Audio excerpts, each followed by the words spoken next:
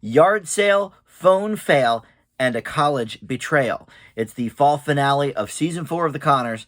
Let's talk about it.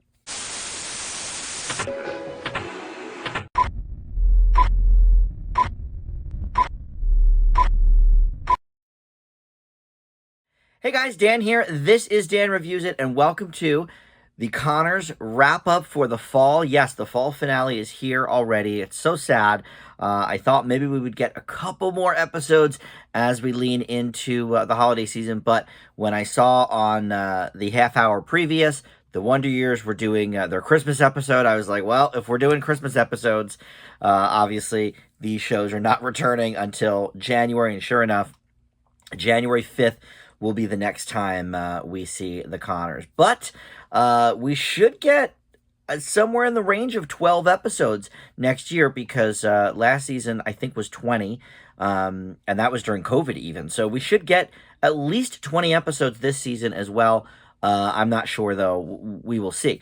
But this is all about tonight's episode: yard sale, phone fail, and a college betrayal. If you are new to Dan Reviews It, thank you for finding my video.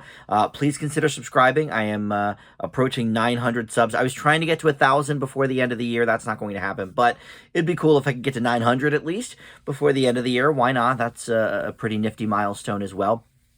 So let's dive into this episode. I guess we'll sort of go in order of the topics here, because I would say they probably go in order of importance. They don't always do that when there's 3 different topics in the title, but I think yard sale is sort of the bookend to this episode, and most of the episode really does take place inside or in the yard of the Conners' house.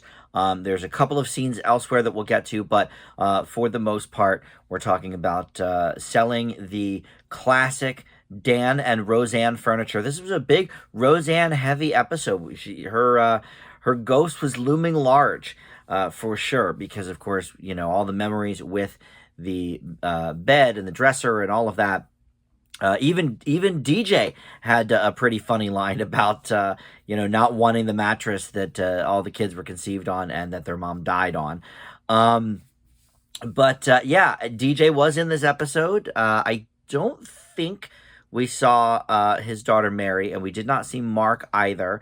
So a few regulars absent. J.R. Ferguson out again. We haven't seen him in a few weeks. And then Katie Seagal's Louise character. Now, last week we found out her band was on tour. But in the real world, she also had a car accident in October. And I'm not sure where that falls in the line of the production of this show. I was actually talking to one of you guys in the comments, I guess the last episode, about that whole situation, because we only really saw Louise via FaceTime on the phone.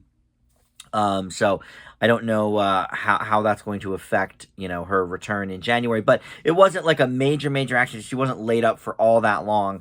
And she certainly is, I think, back to her 100%. But for a few weeks she was certainly shaken up and a bit messed up physically. But anyway, she's not in this episode regardless, but she looms pretty big too, because of course the reason for the yard sale is to make room for her furniture. They sort of sowed the seeds for that in the previous episode. One thing I do like, that I'm not sure if it's just been this season or if they've sort of been doing this throughout, and I just can't remember, but I like that they are sort of giving us a play-by-play recap of what's been going on. Like, if you missed the last episode or two, you'll get immediately, who Darlene's new boyfriend is, why they're having this yard sale, what Becky's doing, tutoring this college girl. Like, they kind of just lay out some seeds in the dialogue, and I think it's very cleverly done. But anyway, so Dan wants too much for this furniture because he really, has the sentimental value with it, and nobody wants to give him more than, $100 or so. He's looking for several thousand for all of this. And, look, you have to understand, 45-year-old furniture is not going to go for a lot, but, of course, the sentimental value to Dan means a lot more. At the end, they do end up having a bonfire of sorts in a dumpster with some of that old furniture. And then, of course, an hour later, somebody does come up and say, hey, I'll give you that $2,000 for the whole set. in typical Connor's luck, just sort of missing the money there. But that's sort of the yard sale premise. Then phone fail. Well, we see Darlene's new boyfriend. I guess they're official now, because they had sort of said that in this episode, I guess. In last episode, we had just met this Nick character. I forget the actor's name right now, but as I mentioned last episode, he was on Zoe's Extraordinary Playlist. That's where I know him from. And he's a likable dude. I'm glad that, look, I do want her back together eventually with Ben. But I really like this guy in the meantime. He seems to get Darlene. And there's an issue because he doesn't have a phone. He is so, zen and all of that he doesn't need a phone. He doesn't have a phone. Now, Dan thinks that's weird, because Nick has a daughter. Now, granted, she's, grown. She's like a teenager, older teenager. But, Dan thought that was kind of weird that he wouldn't have a phone, at least to get in contact with his daughter from time to time. But Jackie starts putting some things into Darlene's head about, well, he's probably got another family and other girlfriends all over town, and that's why he's telling you he doesn't have a phone. So Darlene ends up getting him one, and, essentially so she can keep tabs on him. He sees right through that and says, well, this is more a present for you. You couldn't even last a day without your phone. And so she tries, and some sage advice from Jackie. Jackie sort of screws up in the beginning with Darlene, and then sort of comes around full circle, where she's making Darlene realize that, maybe her trust issues with Nick stem back to what, she fears most in herself, since she did, almost cheat on, well, I guess she did cheat on Ben with David back, a couple seasons ago, but she almost did it again this season with Brian Austin Green character, or maybe was that the end of last season? I think it was, actually, but Brian Austin Green was still a part of the season for a couple episodes anyway, but point being, she, was really kind of internally getting those trust issues, even though she thought they were about Nick. No, they were really about her. So she goes and apologizes, and they sort of do come to an arrangement that, all right, look, I'll keep this little phone, and maybe we can text throughout the day and be cool. And she admits to him, that she is the one who cheated in her last relationship, and so, the things she's projecting onto him really are about her. And he seemed very, very understanding, very cool with it. Look, I don't know where this is going to go. Is he going to be a scumbag? I don't know. It doesn't seem like it for now, but certainly we've seen in the past where we've been surprised by that from this family. So who's to say? Only 2 episodes in with this character, but I do like him, and I hope we see more of him come January. I'm sure that we will. And then the final part of the episode title, A College Betrayal. Well, Becky has been back in college, trying to finally make something of herself. Not that she's not made something of herself, but she certainly feels like she hasn't. And this girl in this episode certainly makes her feel the same way. But she is tutoring these girls that are trying to get their GED. And this one is having a focus problem and doesn't, really want to be there, doesn't want to be doing this. And, Becky ends up babysitting her daughter, and she comes home at like 3 a.m, and Becky is basically like, look, you're obviously not taking this seriously, this and that. And this girl, starts cutting right in on Becky and calling her a loser and stuff. She's a character that I think was designed to hate. She was designed so you want to punch her in the face, and that's fine. We'll probably never see her again. But again, Becky goes home very upset. The next morning she wakes up, and Jackie is, of course, there. And Jackie, doling out the advice again. Is this more about you helping people, or is it about you, sort of notching up your victories, of how many people you can help? Which, I don't know that that's necessarily a bad thing, but whatever. The point was made, and Becky understood. But I think it's great what Becky's doing. I love that just when And I'm not sure who it was in the comments, but on one of my videos several weeks ago, earlier in this season, somebody had said, I would really like to see Becky branch out and there be more to her character than just I'm a recovering alcoholic, and almost as if the writers, read my comments. They, the very next episode, I think, was when Becky sort of shifted into this more, collegiate sort of person, and the old Becky from 30 years ago, that was, more studious and all that stuff. So I think that's great what they're doing with her character. I love it. Really love to see that, and hope for better things, for Becky in the future. I still wanted to get together with that Mike guy that we introduced earlier this season. Love him. Hopefully once she feels she can enter into a relationship with her sobriety, Mike is the guy. I hope, So those are the topics of this episode. I think this is probably the best one of the season. I really loved most things about it. For one thing, I think it was the funniest episode we've had this season. I mean, everybody was getting some good jokes. Even DJ had a funny joke, or maybe even two, which is very rare. God bless Michael Fishman, but he's barely in the show. And when he is, it's usually as, just a throwaway line that doesn't matter. But here he actually had some jokes. But Jackie, I think, was the MVP. Laurie Metcalf, I think, was the MVP of this episode.